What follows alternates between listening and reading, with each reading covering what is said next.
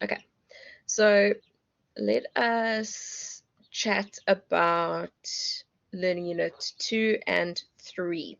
Okay, so I'm just pulling up the active learning just to show you what is expected. It is the mom life, in all honesty, but I mean, even I had this week off on campus from lecturing on campus, and literally the week which was meant to be my study week was all about carting and carrying and stuff. So it's just being a parent. All right, so I just want us to just highlight a couple of things. So we won't go into hectic detail tonight. I just want us to look at what the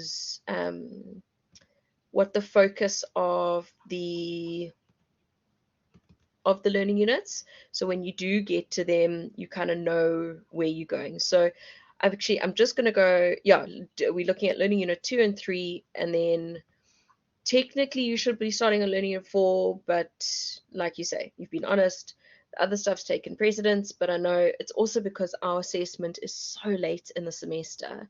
It's the end of October and it's a scene exam. So, some of the pressure is removed. And the one thing I will say, if you guys start looking at the part, which we'll do towards the end of semester, the one thing you must also understand is that, not the part, the practical assignment, sorry, I've just been doing the part NSS with Media Studies 1, is that it's 4 essays, but you only choose to write 3 of them. So again, you can leave out a whack of stuff indirectly, because you don't have to answer all the questions in the practical assignment, which is good. I think at a third year level, it's important to give you guys those kinds of options, because you know your academic strengths and weaknesses to a certain degree. You know what is expected, and it means it just gives you that a bit of freedom, which at a third year or a like this is media studies too, but at that second, third year, you've just got a little bit of wiggle room. So if we're going through the content and you really just don't connect with the stuff, and you look at the assignment and you really don't like learning unit 2 or 3 or whatever it may be, don't stress about it. Okay, you can understand it generally and not have to focus on it in terms of answering the questions for the assignment and also for the exam itself, because it's a scene exam. You guys you see the questions beforehand, you see all the content, you get to look at it and go, okay, that essay I'd be good at, that I'd be good at, that I'd be good at, that one I'd be really terrible at. I'm going to just spend my time focusing on the other 3 essays, because that's what's going to be at the exam. So it does give you a little bit of freedom, which not all your modules are able to do. So I just wanted to put that into perspective for you guys. Okay, so when you are looking at learning unit 2 specifically, all right, I'm just pulling it up like that first. So we're looking at our different, I'm just breaking it down in terms of theme 1 and 2. So the first thing is looking at structure and politics, and also looking at the global south. So learning unit 1 focuses on looking at Africa as a whole, but now we're looking at global south. So it's still an African perspective, but also looking at us in terms of where we are within the global south in terms of the other southern countries, but also how we are in terms of other southern African countries. Okay. And what I want you to focus on here is looking at how technology has advanced for us versus our quote unquote more advanced north. And the reality is, this is something you guys are aware of as people living in South Africa and people who already have I want to say a southern perspective, but that comes across wrong, because obviously that we think like Alabama and Texas when we say southern, but it's something like we understand that within South Africa, for example, we have our digital divide that is very prominent. Um, oh, awesome, Larissa. Thanks so much. Okay, all right. So you're ahead of the others at the moment. So when we look at our learning unit 2 with specifically theme 1, you're looking at how we've developed technologically. And we know that we are a country that is very forward thinking with technology, but at the same time, we are very set in the past because we just don't have the money and the infrastructure for technology to grow and take over like it does overseas. Do you guys think we could ever be truly digital as much as the North is? What do you guys think?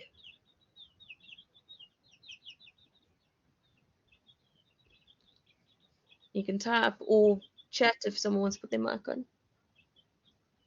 Karen, you think at some point, yeah? Others of you? What do you think?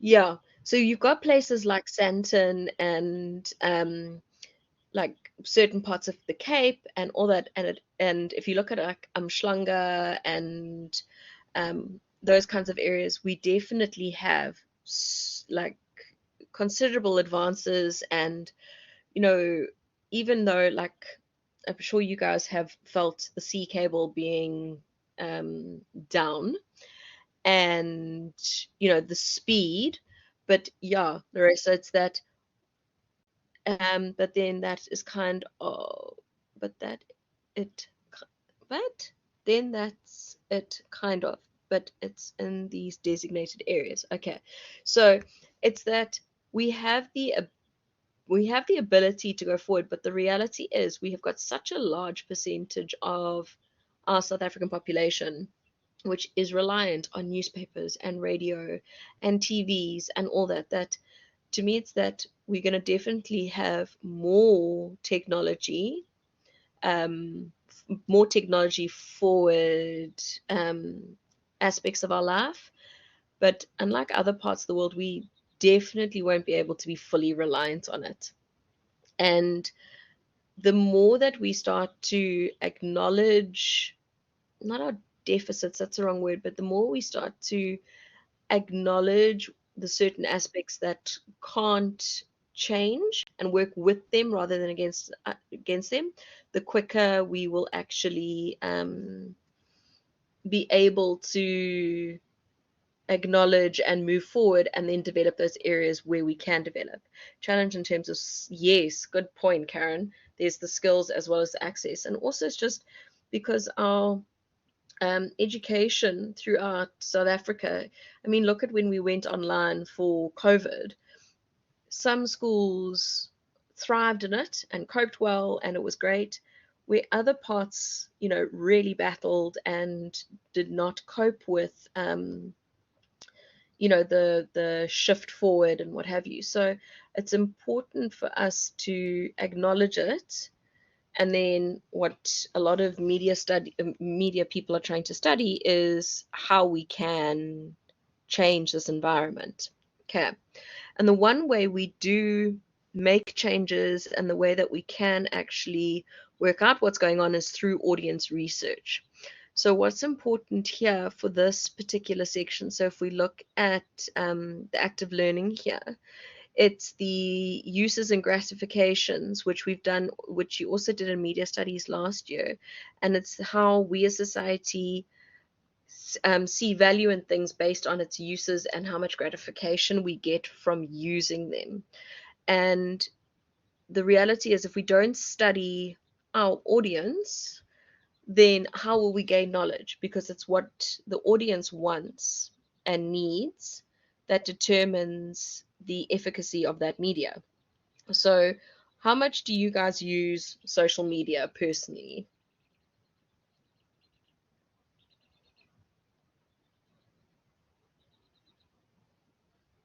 Are you avid social media users? Not so much. Customer research. So, a bit for you, Karen. Pierre, you used. a bit. Okay. Larissa, a lot. Okay. So I think, Larissa, I'm kind of in your boat. I'm on Instagram all the time, TikTok, Facebook. Um, but again, what you guys are showing is how diverse our South African population is. And when you're doing audience research, if there is no point in wanting to create products or promote media on a certain channel if it's not going to reach the audience correctly. So that's what that audience reception theory is all about, is how receptive we are to certain types of media, the way in which we gather information. I'll ask another random question, okay? Who of you three have watched the Barbie movie? Of all the random films out there at the moment. Now, Karen, is that no because you don't want to, or no because life? Your daughter has? So, Pierre, you've watched it. Okay, Karen, no interest at all. Okay, Pierre, you've watched it. Larissa, do you want to watch it?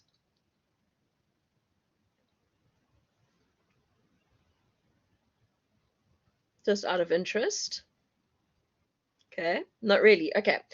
How many of you have either seen memes, adverts, clothing, or anything that's based off the Barbie movie being out?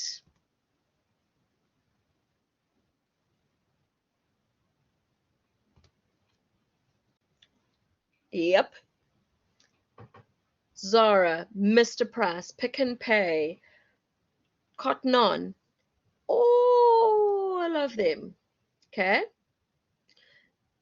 They all have Barbie everywhere. So it doesn't matter if you've actually watched the film or not. You've either watched the memes of,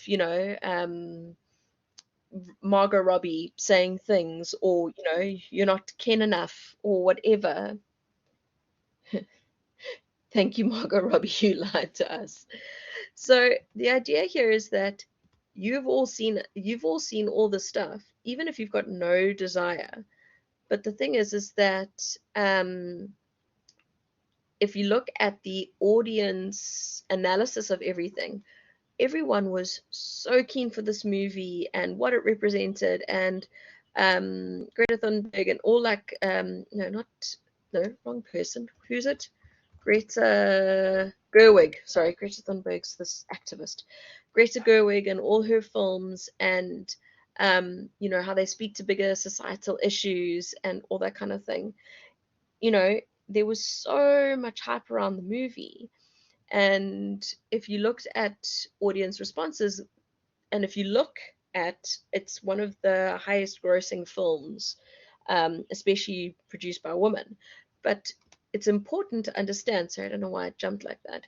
It's that through the study of the audience, they could see a need for this kind of film, and how interesting it is that we as society thrive on this, these kinds of films, even though it's based off what, a doll, but it's so nostalgic that people have a desire to watch it and know and all that kind of thing. But it's just really funny how it's like dividing society into two camps, either the love or the hate of it, whether or not we have any true interest in it or not. I have watched it. I watched it this weekend, actually. A couple of my friends wanted to watch it. And I thought, you know what, let me go and have a look. Because I've also had a lot of students say, please go watch it, because, like, if you don't watch anything, just America Ferrera's monologue on female representation within the media, that to me was actually like the most important aspect of it. And the other thing I found, which was the other point that I liked, was where they said moms and women stand still so their children can use them as basically like a yardstick of a measure of how much they've grown and how much they've achieved through their life. Um, so yeah, it was sweet. It wasn't worth all the hype, in all honesty. Um, yeah. Um, Watching Ryan Gosling doing little dance numbers like a 20-year-old, I just was like, hmm, you're too old for this dude. But shame, con he pulled it off. Besides that, I just was like, I like watching you in your other movies. But yeah, it wasn't worth the hype, but I'm glad I went to watch it just for the sake of watching a film, put it that way. And also, I'm glad to support women. You don't know what you watched, Pierre. What? Did you just zone out the whole way?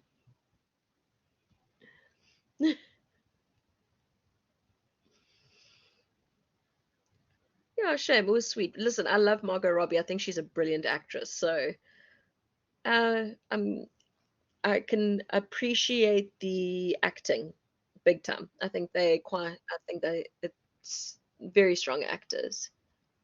I know she didn't enjoy it, but she's only 16. Yeah, I think what my friends and I said was, the the message and all that is so over the kids' heads about patriarchy and all that kind of stuff, that it's not a funny film. Yes, there are very funny quips that make sense to adults, but to kids, not so much. Okay. Oh, Piers Morgan. Oh my gosh, that man. He bashes everything. All right. Let's have a look at Learning Unit 3. Okay. So again, this is something you guys, we're looking at specifically here, theme 1. Okay. So I'm not going to go into a lot of detail on this one because this is something that we've dealt with again with Media Studies 1, and that being so political economy. So the fact that value and worth is put on the political party in power, and how the media is used as a tool to fight democracy, promote a particular viewpoint, and you guys did that whole big thing, or whole big assignments and everything on the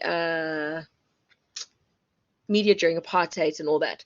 Geez, guys, my words are just starting to disappear from my brain this evening. Okay, so you need to look at political economy. You need to look at what is important in this particular theme is looking at the comparison between Africa and the West, because obviously the media in Africa is used as a tool for oppression. Yeah, exactly, Karen. It's used as a tool for oppression, and it is used as a tool to control society.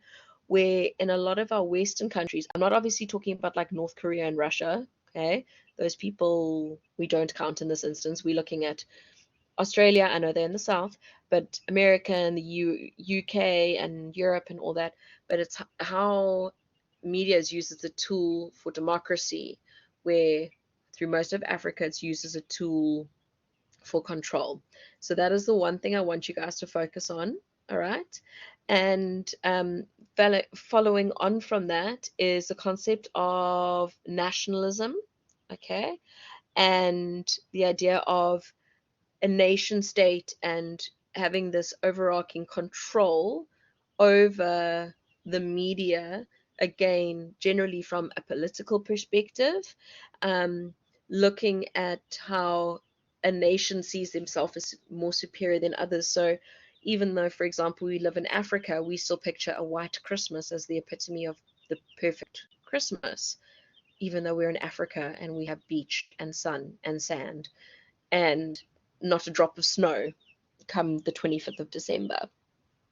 So we have to look at how the Western countries have this nationalism which has infiltrated through Africa, and especially in South Africa, which influences the way we perceive ourselves and those around us. Yeah, except for the fake snow. Yes, that stuff is so toxic. Oh, but we love it so much. Can of aerosolized particles. I always wonder about the things that we spray around our houses, all over our windows and stuff, and I'm going, yeesh, it's probably not good to be breathing that in. Okay, so what is important for learning unit 3 is focusing on the comparison. If you look at both theme 1 and theme 2, it's the comparison between West and Africa, or the West and Africa, and looking at how the media has been used in the different areas and in different ways to promote particular ideals. So I just want you to be careful when looking at these themes, that you don't only look at the African perspective alone. You need to bring in the Western, and then you need to just think about our current media landscape when looking at those. Does that make a bit of sense to you guys?